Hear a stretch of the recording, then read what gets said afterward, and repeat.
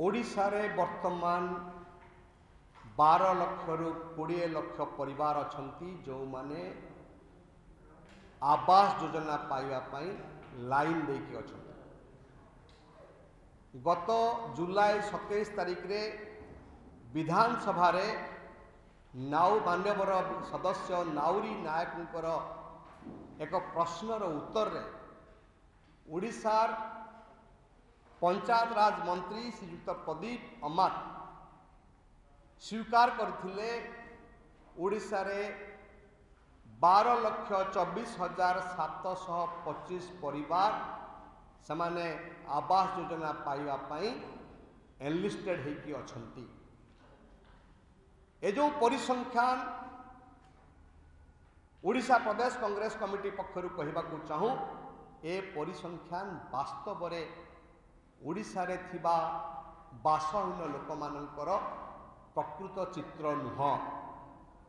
ताठू यथेष्ट अधिक संख्यार परिवार ए राज्यर अछंती जो माने कि तांको मुंड उपरे छात नाही, सेमाने वर्षा एवं खरा रे सेमाने अत्यंत डहल विकल अवस्था अछंती। वर्तमान 5 दिन हला वर्षा चलीची आउरी 5 दिन वर्षा हबो एवं सेमाने को अवस्था रे थिबे ताहा सेमाने ही जानिचंती। अत्यंत दुखर अवस्था रे सेमाने अछंती। ठीक सही समय रे आमे देखुछु राज्य सरकार एवं केंद्र सरकार मध्य आवास योजना को लेकी चलीची कंदल, चलीची कली, चलीची कादुओ फिंगा फिंगा।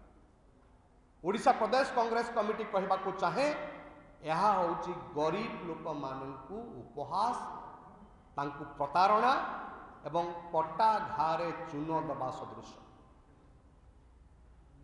आमे दाबी करूचु केंद्र सरकार, राज्य सरकार तुरंत 12,24,725 परिवार को आवास योजना रे बा बिजु पक्का घर योजना रे शामिल करिकी समानको मुंड उपरे छात दियंतु। 2016-17 मसीह रे ए देशर प्रधानमंत्री लाल किला ऊपर जेतेबेले भाषण दौथिले कहिथिले 2022 सुधा कौनसी परिवार एमती रहिबो नाही देश रे जिए कच्चा घरे रहउथबो बा जिए माटी घरे रहउथबो एवं जहा मुंड उपरे चाळ नथिबो कहिथिले से समस्त को पक्का घर दबार प्रतिश्रुति मध्य से देइथिले। आमे प्रधानमंत्री को कहबा को चाहूँ, पचारिबा को चाहूँ, बीजेपी सरकार को पचारिबा को चाहूँ 22 मसीहा सरीबा को गला गत 2 वर्ष धरिकी आपण पोर्टाल खोलु नांती। 8 लाख मगा हेची आपण को घर आज पर्यंत ता उपरे निष्पत्ति नौ नाहांती एवं गत काली जेतेबेले ओडिशार पंचायत राज मंत्री केंद्र रूरल डेवलपमेंट मिनिस्टर श्रीयुक्त गिरिराज सिंह को देखा करचंती। आपण कहउचंती कोन, आपण सरकार कोन कहउचंती जे मुख्यमंत्री पाखरु लेखा नहीं कि आस ता परे आमे सैंक्शन करिवु 8 लाख घर। आमे स्पष्ट भाव में कहबा को चाहूँ